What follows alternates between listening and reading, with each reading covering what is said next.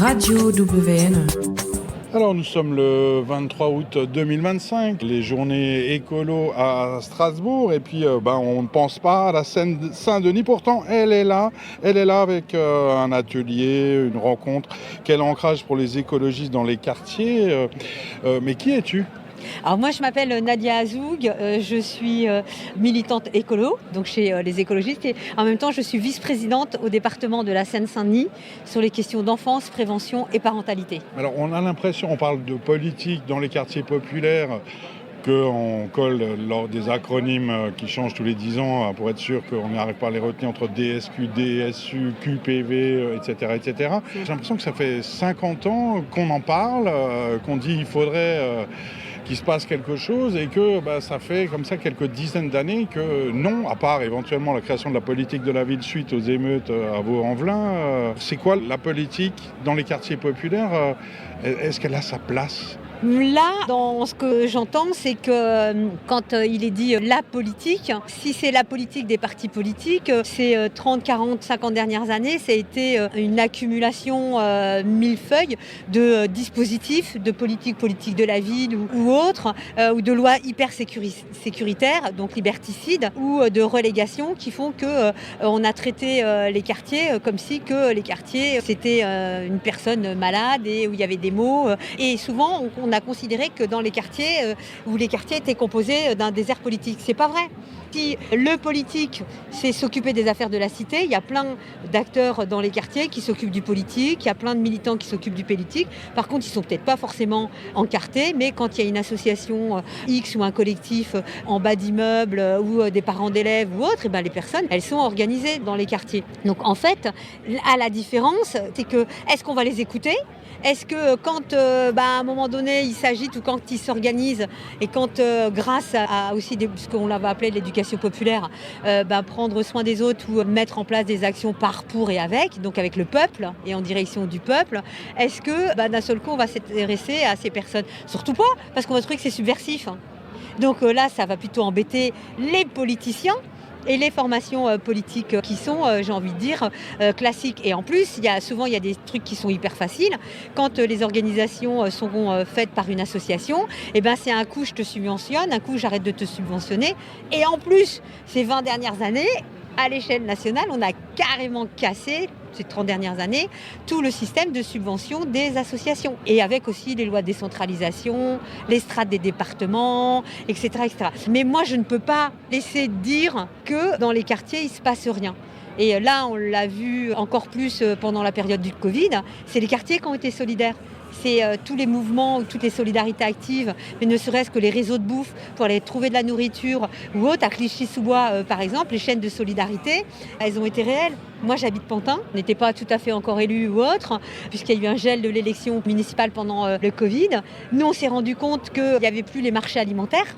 Donc on s'est vite organisé grâce aux AMAP qui, elles, ne pouvaient plus livrer, ou même des paysans, des agriculteurs en Seine-et-Marne, dans nos départements voisins ou en région Île-de-France. Et les départements voisins, qui sont des terres agricoles, nous ont permis, avec des agriculteurs, de pouvoir mettre en place des paniers de légumes toutes les semaines et sans pouvoir, entre guillemets, créer des chaînes de hordes de sauvages. Donc on a structuré ça avec la ville, on a structuré ça mais d'une manière hyper organisée. On a fait des masques en tissu. Une fois que l'agriculteur il était là, on s'est démerdé à trouver des sacs en papier et on a fait de la vente, mais un peu comme avant, quoi. Tiens, dis à tes voisins qu'il y a un panier de légumes à temps.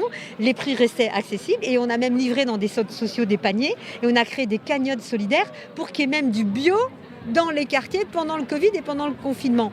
Et c'est des habitants, c'est grâce à des habitants, on a pu s'organiser aussi entre nous. Et nous, on n'a pas voulu laisser crever, j'ai envie de dire, les agriculteurs, mais on voulait surtout pas que leur récolte soit broyée. Donc on s'est dit, nous, on a besoin de manger, eux, ils ont besoin de vendre, ils ont besoin d'un revenu, donc on a convergé comme ça. Bon, je raconte ça rapidement, mais ça a été pareil pour la vaccination, on a organisé des gymnases, il y a eu des bénévoles qui étaient là, voilà. Donc dans les quartiers, il y a des actions. Par contre, les politiques publiques ne suivent pas.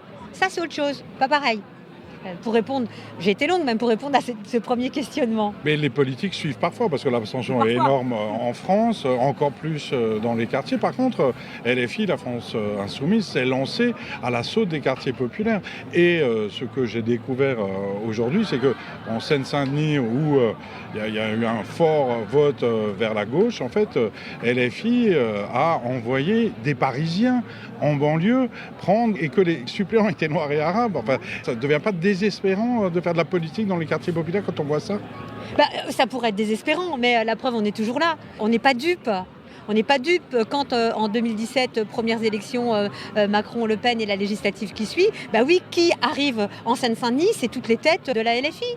Donc Coquerel, Lachaud, les derniers qui ont été virés de la LFI, bon, j'ai pas tous les noms en tête, mais bon, nous, d'ailleurs, j'en fais peut-être un truc psychologique de pas retenir tous les noms, mais bon, bref. Mais on a une responsabilité aussi, parce que les formations classiques n'ont pas mis des personnes issues de l'immigration dans les candidats, alors qu'ils avaient des représentants qui étaient possiblement, élus et éligibles et qui pouvaient être élus. Donc les responsabilités, elles sont aussi de partout. Donc c'est pour ça, après on va dire, ouais, les listes citoyennes, elles viennent nous embêter. Mais non, les listes citoyennes, elles sont en réaction aussi par rapport aux manœuvres politiciennes. Et ça, il faut que ça, en effet, il faut que ça cesse. Même si elles perdurent depuis 40 ans, mais on est plusieurs à ne pas être épuisés et à pas vouloir laisser faire. Donc on continue et on continuera à être en résistance par rapport à ces pratiques. Et qu'est-ce qu'on peut dire aux jeunes qui sont motivés, non pas forcément par la politique, mais enfin qui ont envie de bouger dans leur quartier? Pour leur expliquer quoi? D'adhérer aux Verts, aux communistes, aux Insoumis? Ou qu'est-ce qu'on leur dit à ces jeunes qui veulent bouger et qui ne savent pas, ont peur des partis politiques comme à peu près tous les Français et les Françaises? Moi, j'ai plutôt envie de dire, et puis déjà on se trompe sur le regard qu'on peut avoir sur la jeunesse quand on dit la jeunesse, elle n'est pas engagée, elle ne s'engage pas. Les manifs climat, c'était des manifs où c'est des momies, quoi. Ils étaient jeunes, hein. Ils étaient hyper jeunes et parce que eux sont conscients des enjeux qu'ils vivent tous les jours. Là aujourd'hui, ceux qui bouffent pas dans les universités, ceux qui mangent pas dans les universités, c'est la jeunesse, c'est les jeunes. Ceux qui ont des difficultés dans les quartiers, c'est la jeunesse. Donc, par contre, qu'il y ait une méfiance des partis politiques et des institutions d'une manière générale. Les jeunes ne vont pas forcément dans des services jeunesse, les jeunes ne vont pas forcément se constituer en association, mais ils savent s'organiser. Donc ce qui est intéressant, et moi je pense qu'il faut que les jeunes continuent à s'engager, mais comme ils le souhaitent. Et qu'après, entre guillemets, qu'ils viennent renifler un peu les partis, quel parti intéresserait plus qu'un autre, et puis qu'ils fassent leur propre expérience. Et même si un jeune se casse la gueule dans une formation politique, il faut se relever. Et il ne faut pas lâcher, il faut essayer, en gros. Et en plus, dans cette société de la consommation, moi j'ai envie de dire aux jeunes, mais venez, comme les abeilles, venez butiner, venez goûter les différentes formations politiques, jusqu'au jour où vous allez trouver la bonne colonie d'abeilles, quoi. Et avec laquelle vous allez butiner et vous allez pouvoir vous sentir, respecté, où vous aurez une place. Et ça me paraît essentiel. Et vous pourrez co-construire et porter un projet qui sera le meilleur pour vous. Moi, je ne suis pas là pour dire venez chez les Verts, venez chez les écolos. Moi, je suis plutôt là pour dire mais allez-y, foncez. Comme dirait l'autre, engagez-vous. Je crois que c'est dans Astérix et Obélix où ils disaient engagez-vous, engagez-vous. Et moi, je suis plutôt là pour dire ça. Et même dans les mouvements de jeunesse, aujourd'hui, l'éducation populaire, c'est marrant, ils sont tenus par des vieux. Même les mouvements de jeunesse, c'est des cheveux blancs qui sont dans les mouvements de jeunesse. Donc il y a un vrai sujet, les mouvements d'éduc-pop. Donc c'est comment aussi toutes les organisations laissent la place à la jeunesse. Et ça, c'est hyper important. Et comment nous, on transmet ? Comment nous, adultes, mais pas en disant viens, je vais te former, je vais t'apprendre.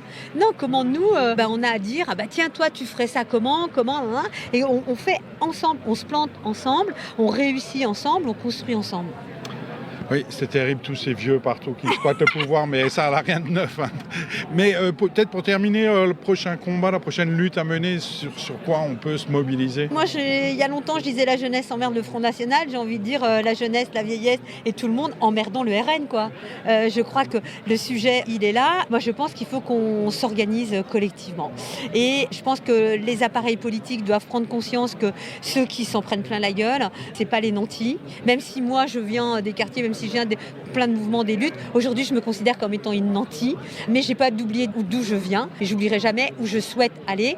Donc je pense qu'il faut qu'on arrive à être sur des convergences des luttes. Moi je crois fortement aux convergences des luttes et j'espère et je nous souhaite que c'est le bon moment. Comme on dit chez nous en arabe, yallah, on y va. Yallah, on fait ensemble, quoi. Et il faut qu'on apprenne réellement à s'écouter, je crois, mais écoute active. Pas ouais, je t'écoute et puis je te dis ce que tu vas devoir faire. Mais je pense qu'avant le vivre ensemble, il faut faire ensemble. Hop là, on y va. Merci beaucoup Nadia Azoug, militante écolo et plus et vice-présidente du conseil départemental de Seine-Saint-Denis. Radio WN.